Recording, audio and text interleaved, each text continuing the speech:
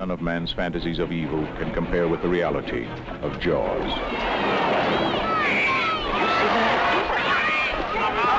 Bad fish, but I'll catch him and kill him.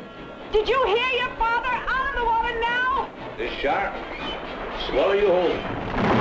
From the best-selling novel, Jaws, rated PG, may be too intense for younger children.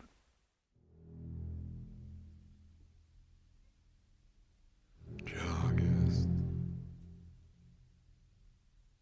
JAWGUST.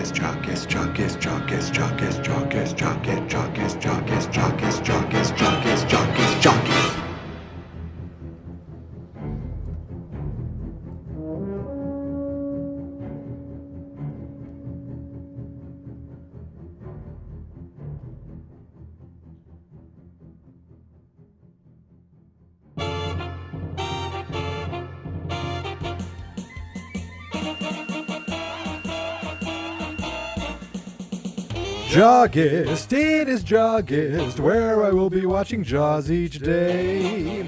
Podcast, got a podcast, but I'm not quite sure what I will say. The choice of this time I give you pause, 'cause it has nothing to do with Jaws. JAWGUST, it is JAWGUST, where every day I will watch Jaws and talk about Jaws. It helps if you like Jaws.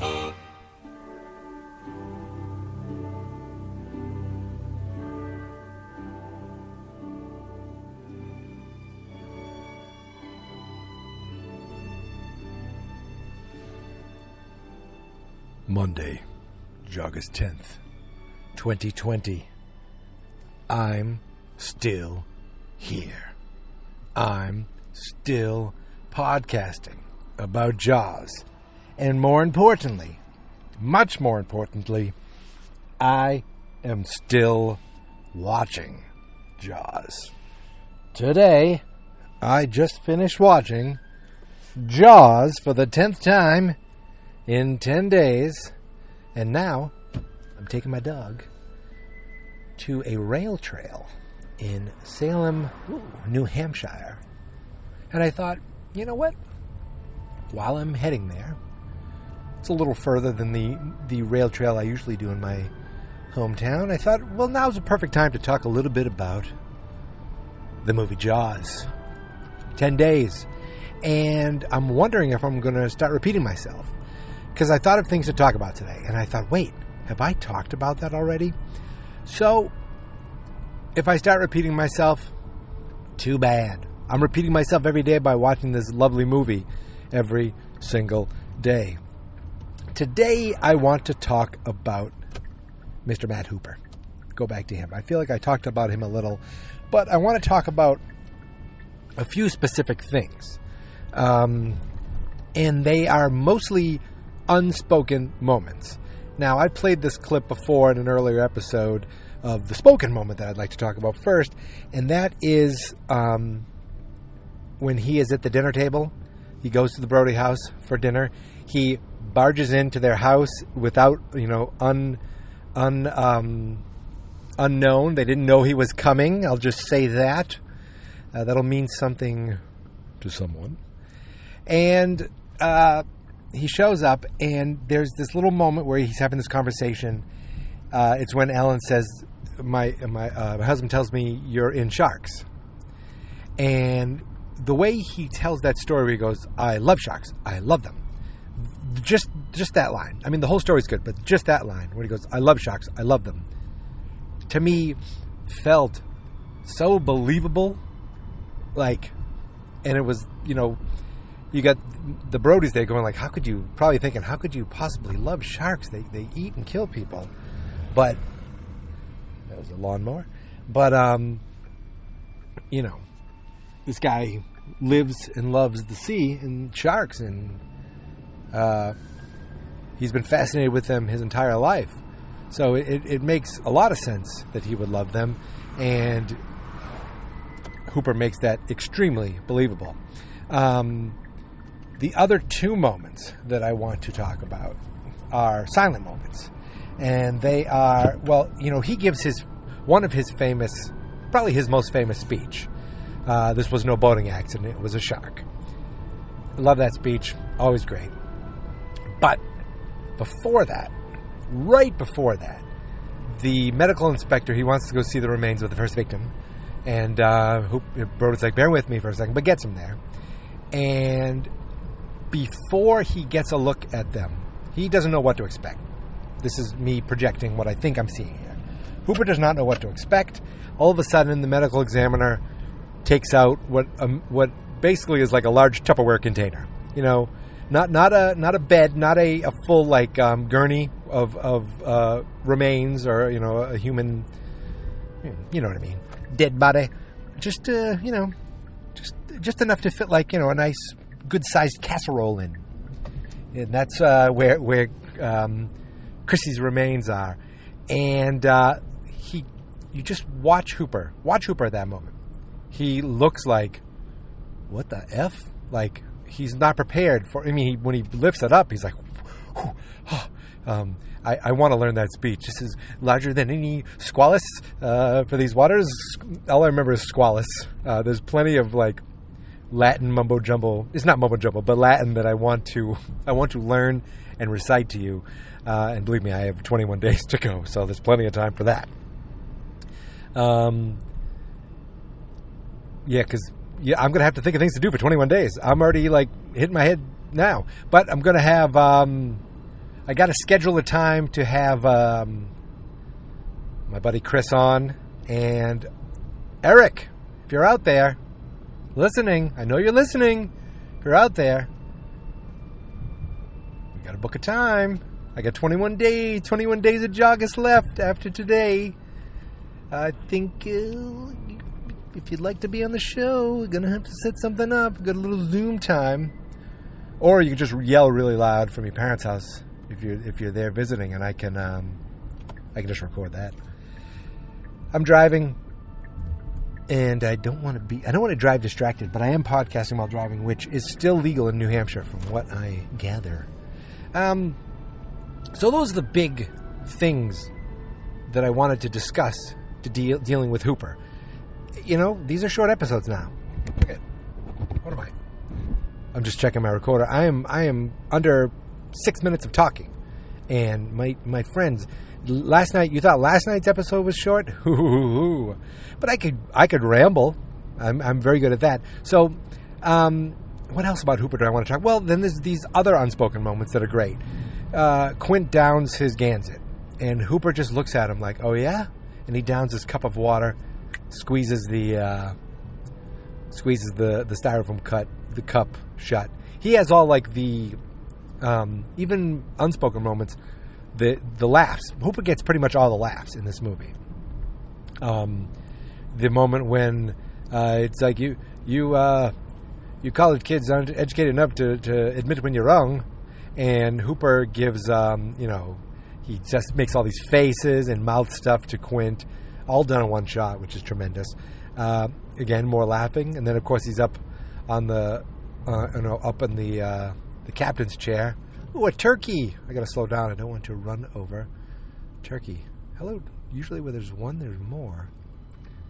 Oh, yes. Oh my God.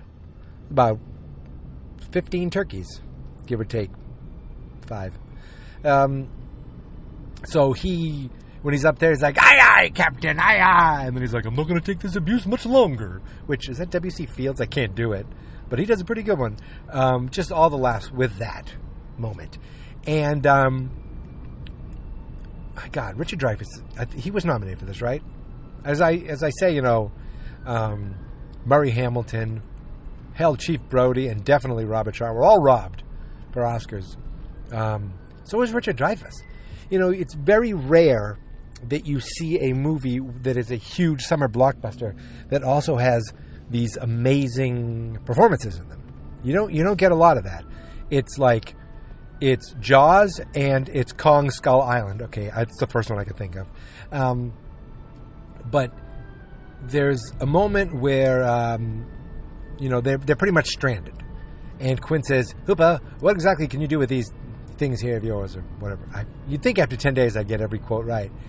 And he's like, "You can get this little needle into that shark." And the way Hooper just answers it, again, I don't know, it just felt so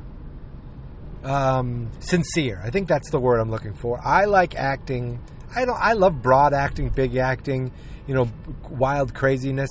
But I also love quiet acting that seems sincere. I'm not going to go all over the place with talk about other movies, but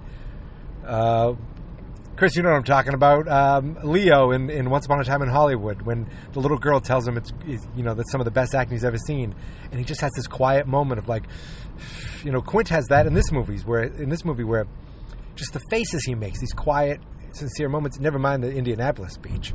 Did I talk about that other moment? No, I didn't even talk about that during the Quint's Indianapolis speech. Never mind watching Quint. Watch Hooper. Just watch him. He's laughing, he's giggling, he's drunk, and the moment Quint says the Indianapolis, he sobers up in 2 seconds.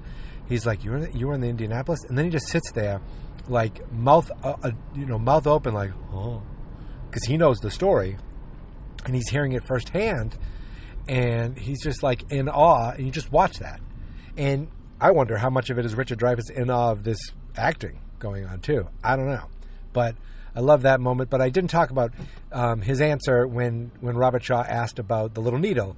He just said, "No, I can't do that." And it was nothing special. But for some reason, I love that way he says it. "No, I can't do that. But I think if I get close enough in the cage, I can get the shark in the mouth." And then, of course, Brody's like, "He's gonna rip this cage apart." And then Hooper, I'm gonna do my best Hooper. "You got any better suggestions?" Yeah, that was terrible. That was a terrible Hooper. But that's what today's show is all about Mr. Mad Hooper. When I was a kid, Mr. Hooper was an old fellow on Sesame Street who taught me about death. But as I got older, I realized Mr. Hooper is really from the Oceanographic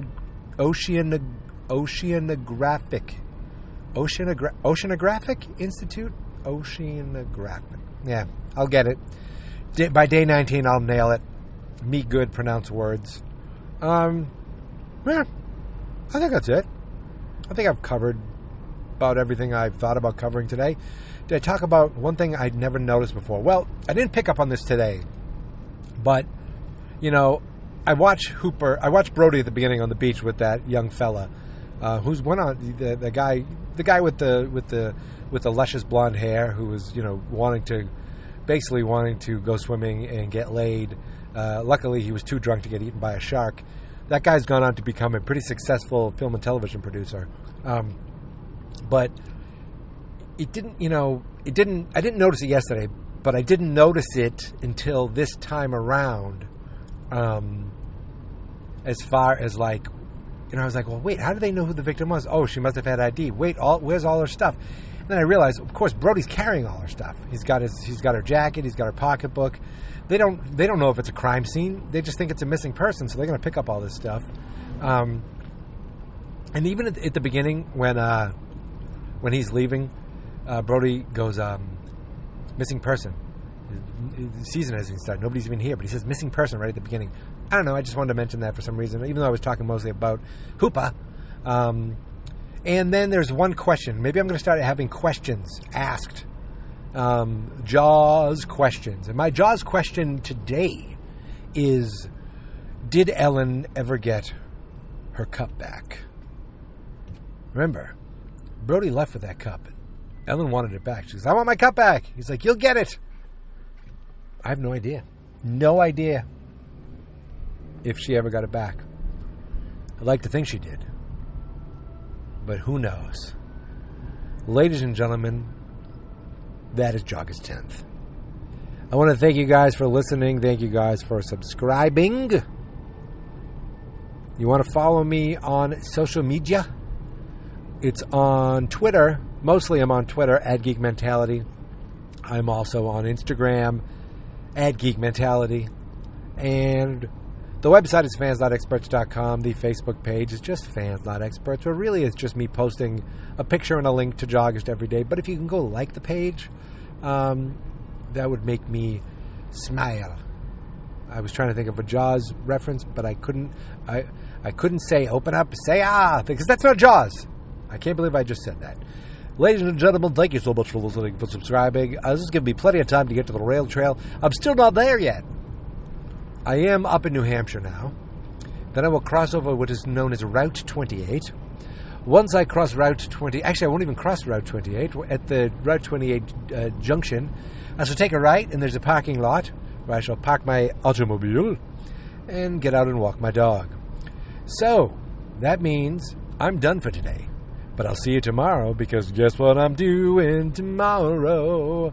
I'm watching Jaws tomorrow. Tomorrow, I'm losing my mind, rambling here, and I think that I'm done.